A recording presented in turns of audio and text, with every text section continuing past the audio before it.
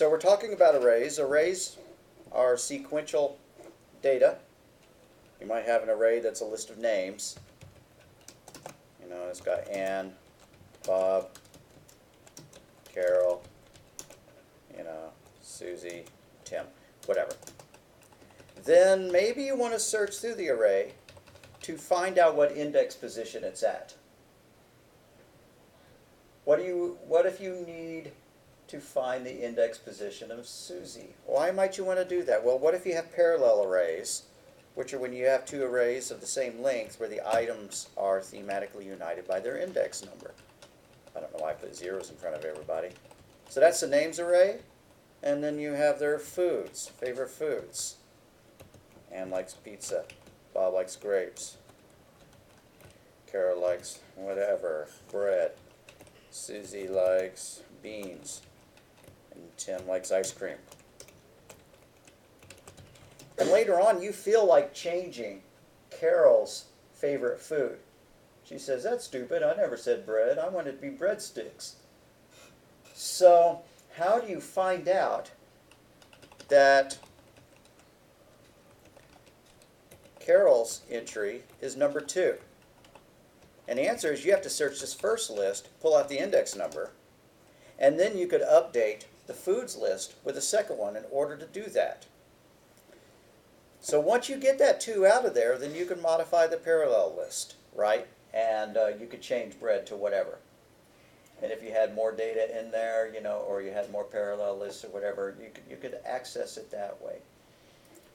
So that's what we are going to do, is to write a little algorithm that will search a list for a value. And if it finds it, then great. We're going to use that index value, or you know, we at least return it so that it could be used. And if we don't find it, then we're going to return a -1 so that the program knows, hey, we didn't find it, and we could ask the user for another one. So that's going to look something like this. Why don't I go ahead and type it into Java, because we know it's going to wind up there anyways. But in general, what it's going to be is we're going to have some thing called found at, or something like that, which we initialize to -1. And then we're going to have some kind of while loop where we inspect the element. If the element is correct, if it matches our target, we're going to set found at equal to that index number, and then we could break. Or we could write a more sophisticated while loop that would, you know, cause it to break automatically. And if we never find it, then by the time we get down here, found at will still equal -1. Otherwise, found at will equal the index value of the item that we were looking for, our target. So we're going to express this a little bit more elegantly in code.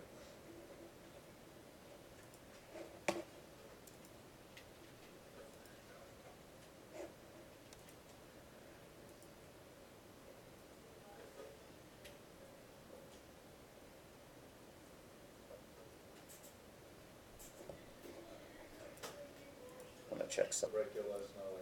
Right, right. Yeah.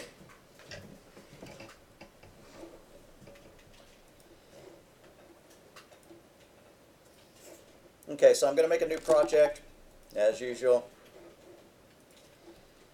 so that we can do this array search business. Did you just make a new project? I may have. I'm making another new one. Alrighty. Okay, so eventually we're going to turn it into a method. But for now, I'm just going to put the code straight in line into main. I need an array to search. Numbers. Int numbers. Big what 8675309. I ought to memorize the White House's phone number and use that one instead. Anyways, there we go. We have an array of things that we can search for. There are numbers in it that are missing. If you ever looked at your keypad, those all go in a diagonal pattern. 8, 6, 7, 5, 309. Anyways, so, which I guess is how the songwriters came up with that series of numbers. What do we need? We need the variable, which is going to contain whether we ever found it or not, and we're going to put into place. In order to do that, rather than have a Boolean variable which indicates whether we found it and also an index, we're just going to combine both of those, and we're going to make the found at index equal to -1, and if it stays -1, it means we never found it. So int found at is equal to -1. Cannot type today.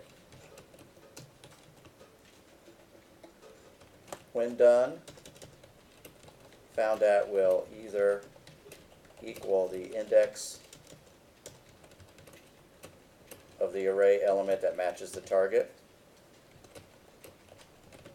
or -1, indicating that we never found it.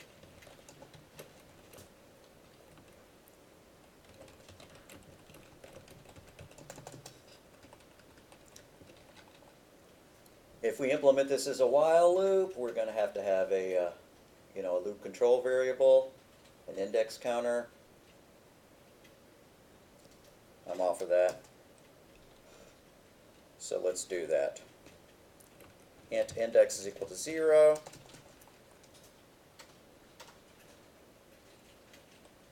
The length of the string, which we're going to use as our stopping point, is equal to, we haven't declared it's not in a string anyways, it's an array.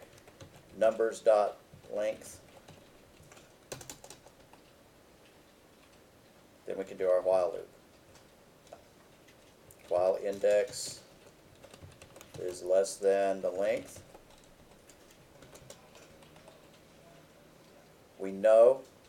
I know from experience that if I don't type this in right now, that I'm going to forget to do it at the end. So if nothing else happens, we have to increment the index. But let's check to see if we found our target. That's implying that we have a target value that we're looking for. So we're going to need another variable that contains our target. What are we looking for? 8675. We're looking for a 3.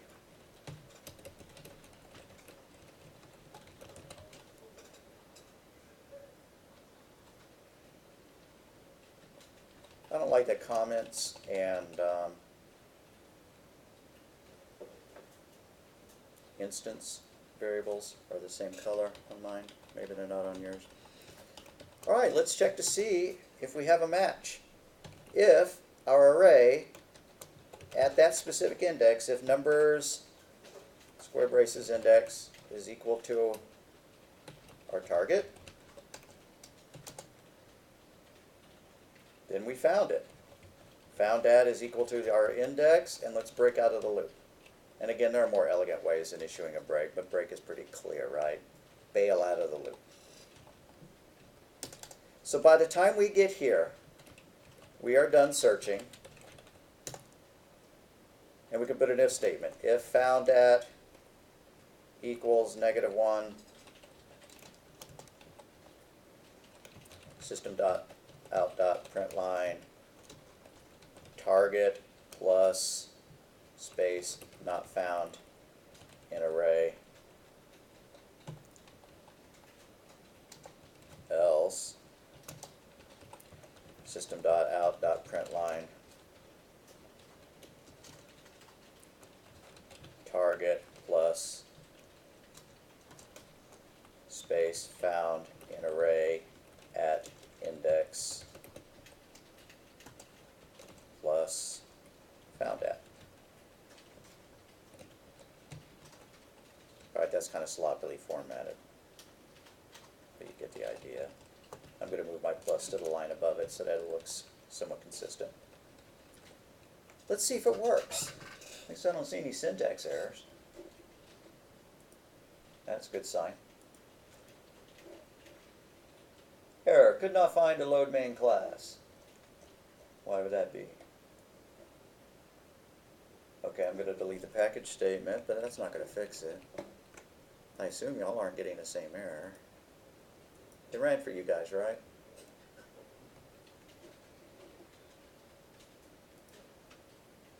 Okay, it ran for me too. All right, so our value 3 was found in the array at index 4. So it works. Now let's search for something that doesn't exist. Those are all odd numbers, aren't they? No, that's not true, but there's no 4 in the list. 128675309. There's no 4s there. So I'm going to search, run it. 4 was not found in the array. So the code is actually working. I call this the found at algorithm. It's more technically known as a linear search. So we should call it the linear search algorithm.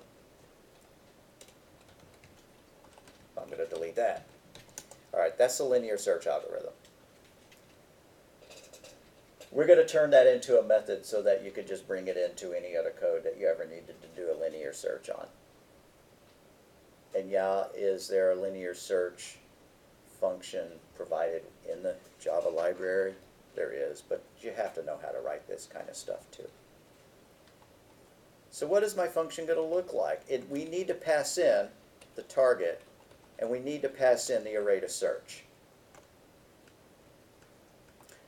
This is going to get confusing, but I'm going to write the function, the method declaration right here, and then I'm going to move it elsewhere.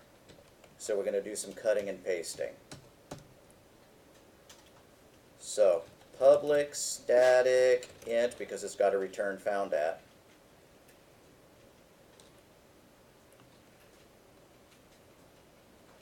Find at. We have to pass in our array, which we're going to call numbers, int square brace numbers, and we're going to pass in our target, int target.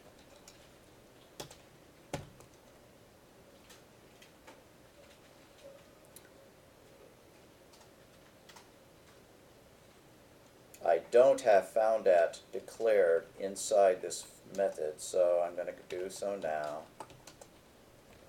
Int found at equals -1. Get rid of that curly brace it keeps trying to insert in my code.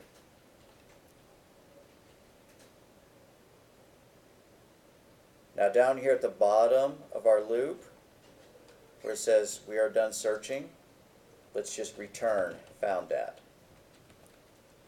and put a closing semicolon. Now that's the stuff that needs to be in its own method. From our method definition, our method header, public static int find at, all the way down to that return statement and its closing terminating brace. So, cut that stuff, come down here. You see this bottom curly brace? That's the end of the class. You see that next curly brace? That's the end of main. We want it after main, but before the end of the class. There's probably an easier way I could have done that. I hope that's not too confusing. And I'm getting an error here. Oh, target was already defined as a parameter, so it needs to not be defined as a local variable. So delete that variable declaration inside of our find at. So if we look at it, we have a main function, a main method. It's not perfect yet. It's going to have some syntax errors, I think. No, not yet, but we haven't actually called our method. Yeah, I do see a syntax error. It's referring to target. But then underneath our main method, there's another one called find at. And that's what that one looks like. And it's kind of spaced out too big to fit all on one screen. Don't know what to do about that, except to move all the curly braces up on the lines above, which I really don't like the way that looks. So pause the recording if you need to. That's it. Then underneath that break, there was a little bit more code. This is the end of the found at method, find at method, and then the last curly brace in the whole code is the end of the class. All right, we have our method, but we haven't tested it yet. We're going to scroll back up here.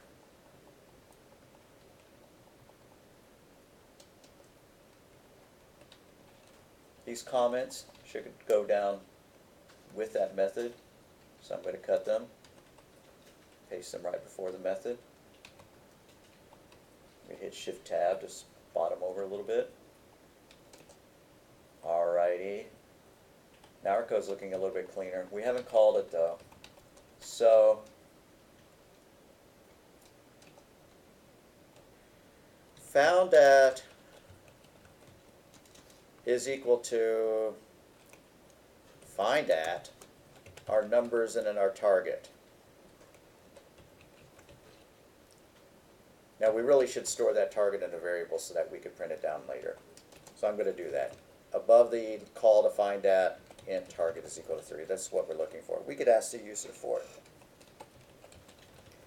Alright, we have successfully at this point encapsulated that linear search algorithm into its own method.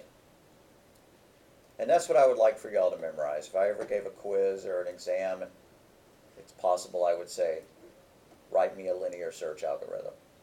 And I would like it to look pretty close to that. Even if it didn't work, I would like for it to look pretty close to that. Let's go back up to our code. Here's where we call it. I'm going to take these curly braces out entirely just so that the code is a little bit more condensed. Only around that if-else. So this is inside of main, and that's pretty much the entire body of this stuff. And here's the method call. Guess I should run it before bragging about how great it is. And 3 was found in the index, 86753. What if I changed our target to 4?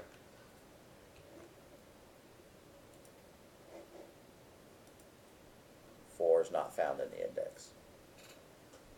Alrighty, so now we're going to write some code that's going to use it, but I need to do a walkabout, make sure everybody's got this working. So we have our method here, find at, we can use it. So what we want to do now is we want to write a little program, don't type this stuff, but it's going to look like this. It's going to print out some the names and their favorite users. I mean, the names and their favorite foods, right? Bob likes ice cream. And then, you know, Ann likes pizza. And it's going to ask them, you know, which one do you want to change? If they type in Bob, they're going to get a chance to type in a new, you know, favorite food for them. So that's what we're going to do.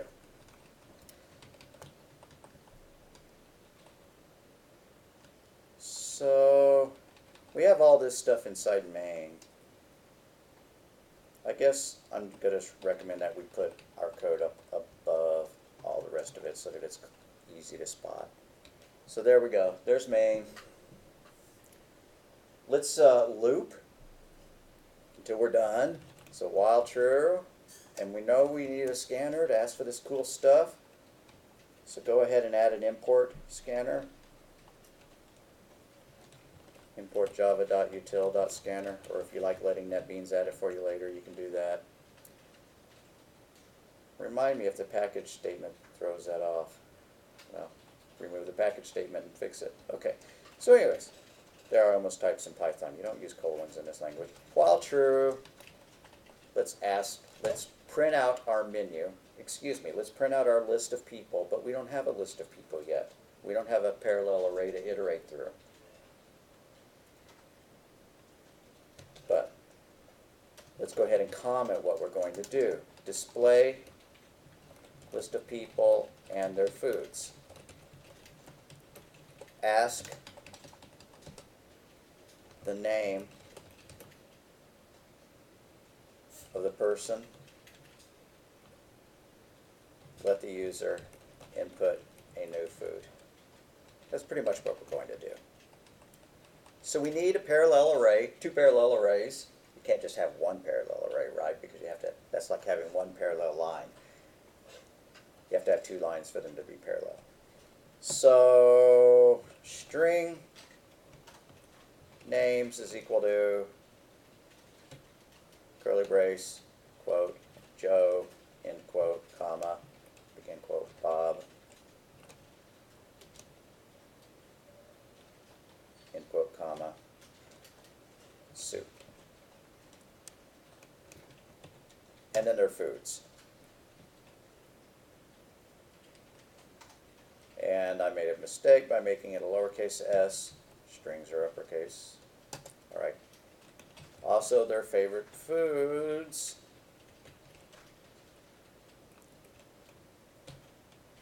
Is equal to beans, comma, meat, and bread. We'll give them better food later.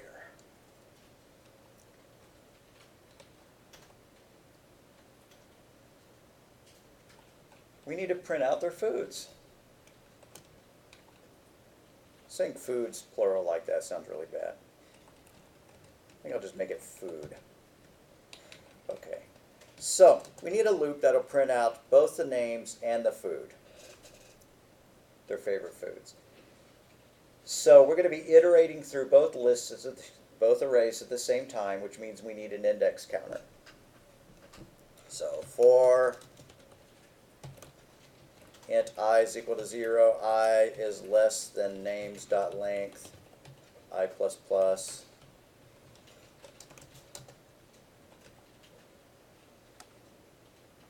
Let's use a printf so that we can space it out nicely, or we could just use tab. System.out.printf %20, their names aren't that long, but they could be. %10s space %10s. That'll be plenty of room for their name and for their food. And if it's not, oh well. /n, quote, comma, and what are we printing out? We're printing out names, subscript I, and then food, subscript I.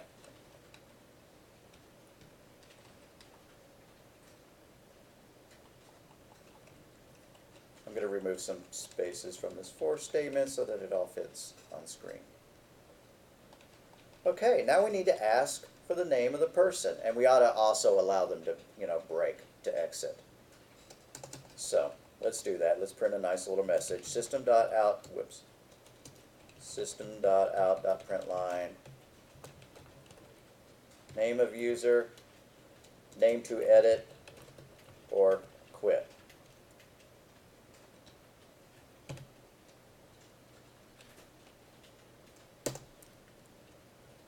Let's get our choice. String choice is equal to sc.next line.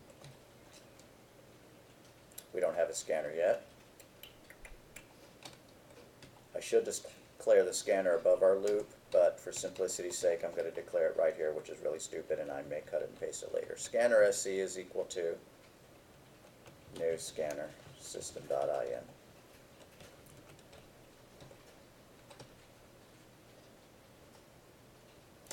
If they typed quit, we want to bail. We have to use dot equals. Remember, you cannot use equal to compare two strings.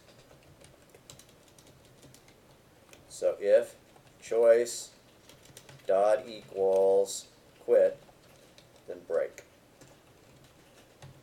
Else we want to look up the index number of that name, ask them for a new food, and save that new value into the food array.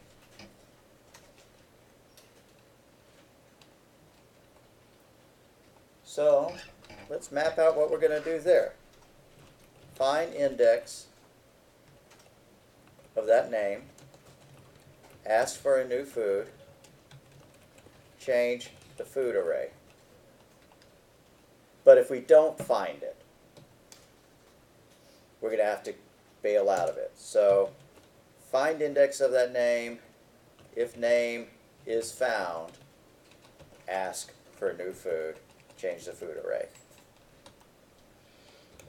Those will be our steps. We have a find@. method. The choice that they entered is going to be our target. So int index is equal to find@ in the names array, our choice. And I'm getting an error. Incompatible type, string cannot be converted to int. Oh boy. What's wrong? What did I do wrong? Exactly. We're going to have to rewrite the method to take strings. What we're going to do is we're going to copy the method and paste it and change it to accept strings. So scroll down here to find that. Copy the whole thing all the way down to but not including the final curly brace. If you put it at the bottom like I did. Just don't get the final curly brace or else you'll have to somehow fix that later. Paste it in that same place, not after the final curling brace but before. But we need to make some changes to it. This second version of find at looks for an array of strings. And its target is also a string. I'm going to leave the name of this variable numbers, although that's really stupid at this point. But here is, why don't we, yeah, I'm going to leave that because we'd have to change it in several places. Not that many. If you look there, there, and there, those are the only three things we have to change. So let's just call this string square brace array, and then it's going to underline everything that also needs to be changed, which is that length statement. Int length is equal to array.length. Same's true for numbers. Right here, array.length. Now what's wrong with this statement, considering that both are strings? We're going to have to rewrite that, but there's something wrong with it as is. And we have to use dot equals. So it's going to be if array.index dot equals parentheses the target, close parentheses, close parentheses. Now that actually wasn't too traumatic. That wasn't too many changes. This is called overloading a method. When you write a method that takes two different data types, two different parameter lists, but has the same name. And you do it for just this kind of circumstance. We might have to do another one for an array of doubles if we want to pass in an array of doubles and find it. Okay. Anybody got compilation errors? Be better to fix them now than later. Okay, so that's our second version of the find at function, the one that accepts strings. And if we don't find it, then found at equals -1. Otherwise, it equals to the index we found it at. Let's scroll back up to our loop up here inside of our main.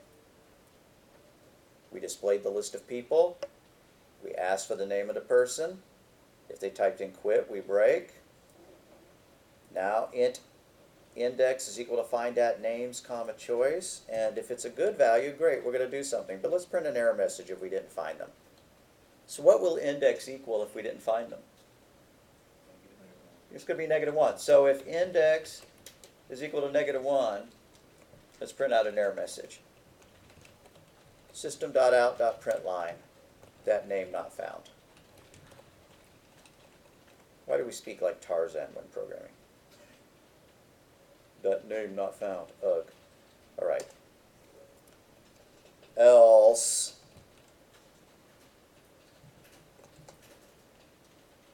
we're going to ask them for the new food. Let's print what food they currently like. System.out.printf %s likes %s \n end quote, comma, name at that specific value, name subscript index, square brace index, comma, except it was names, names subscript index, comma, food subscript index, semicolon. Now let's ask what to change it to. System.out.println. I have such little space here that I'm going to go to the next line. So after the parentheses, enter the new food. To like.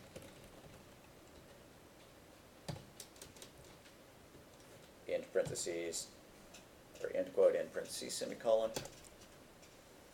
So string new food is equal to scanner.next line, because ice cream has a space in it, right? So we couldn't just call .next, because otherwise we just get ice. And let's change that value. Food at that specific index is now equal to the new food.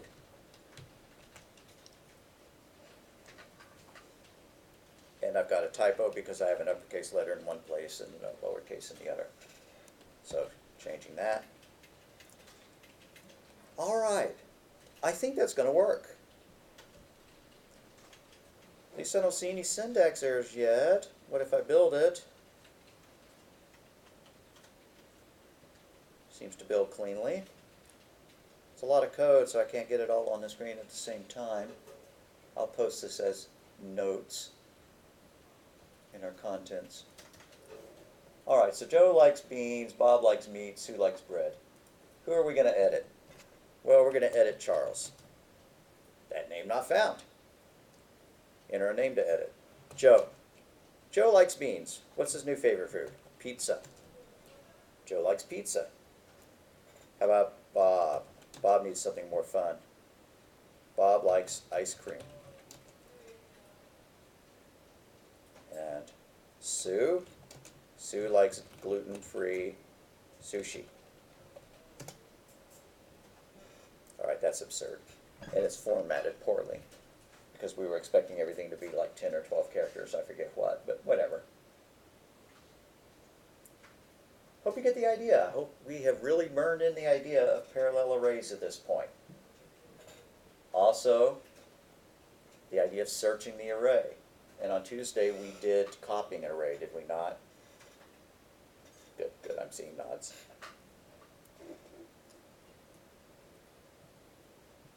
Any typos? I'm just catching up. You need me to scroll up and down or print?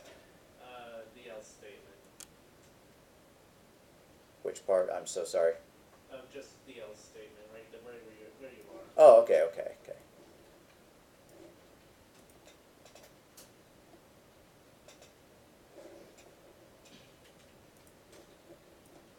So what I've asked the students to do is to create one more parallel array of colors and modify this code to support it. There's going to be a couple of different places where it needs to be supported. One is just when we declare the food, right? We're going to also have a third array. When we display the list of the people and their foods, we're going to need to modify that printf to also support the color list. And then down here, when we offer to enter the new food to like, we should also display a color and then let them type in a new color. And it would be nice if we let them just hit enter to not change a value, right? That wouldn't be hard to do. We just check to see if it was an empty string, and if it was an empty string, we wouldn't touch it. So I'm going to go ahead and make that change, and I don't really, doesn't concern me if you don't. But right here where we ask for new food, let's do this. If new food dot length, and remember that when you're using strings, you do have to use the parentheses after it. So if the length is greater than 0, then change the food. Otherwise, leave it alone. Kind of a hidden feature because we're not telling the user that. I'd like to test that out.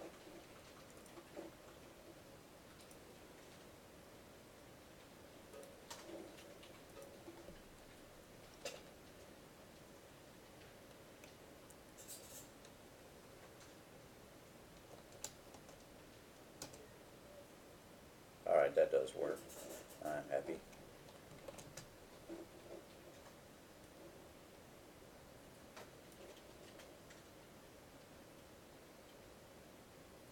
So go ahead and work on that colors change yourself before you upload this into the Dropbox.